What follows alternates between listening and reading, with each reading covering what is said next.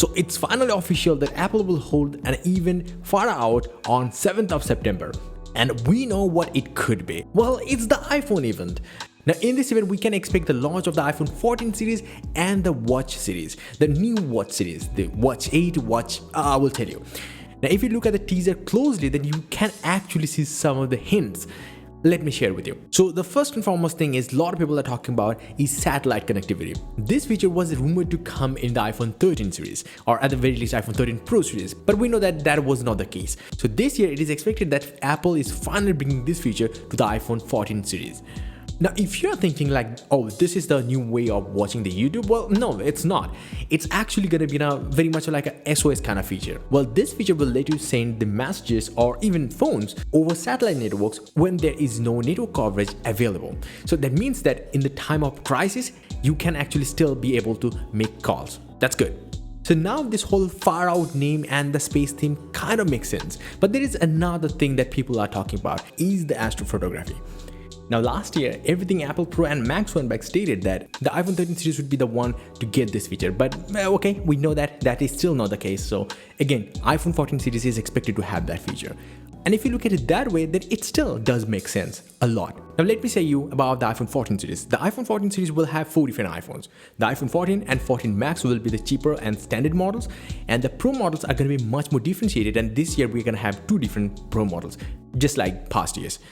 So iPhone 14 Pro and iPhone 14 Pro Max. The Pro model and the standard model will still come with a 6.1-inch display, and on the other hand, the standard Max and the Pro Max will come with 6.7-inch displays. But do keep in mind, these displays are going to be much more different than you might think. So this year, the things are a little different. The Pro models are actually really pro, and the standard models are getting differentiated by a lot of features, and that is actually kind of disappointing. I know that. On the other hand, people who buy the Pro models, it will make sense for them. The iPhone 14 series this year will come with an exclusive color, purple. It will also come with titanium build quality. At least that's what we've heard.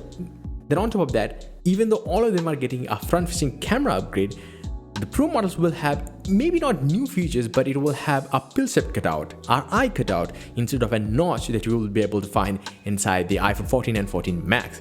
Now, not just that, there's going to be another similarity but yet difference. 6GB of RAM on all the models, but it will be LPDDR5 on the Pro models, while it will be LPDDR4X standard on the iPhone standard models.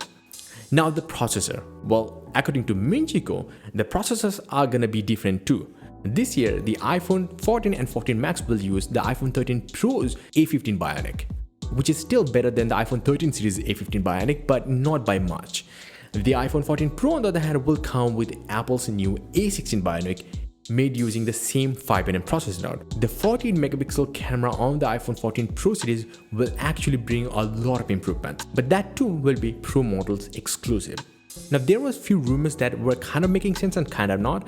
There was one rumor saying that the iPhones will be $100 costlier, but it will also start with 256GB of base variant for the Pro models. But another rumor said that no, even though it's still getting the $100 price bump, it will still come with 128GB model. So we will have to wait for more leaks to confirm that. But as far as the pricings are concerned, well, you can check out my recent video on that. I will link down below.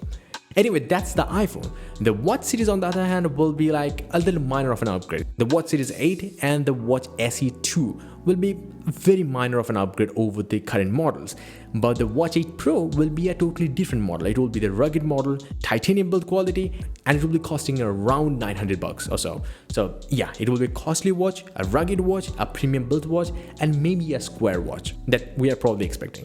Let me know your thoughts in the comment section below, how excited you are for the iPhone event, or how excited you are for the iPhone 14 Pro or Pro Max.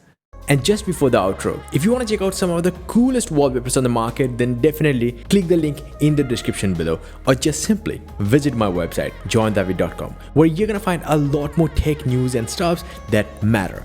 So definitely visit my website. Until the next one, bye and take care.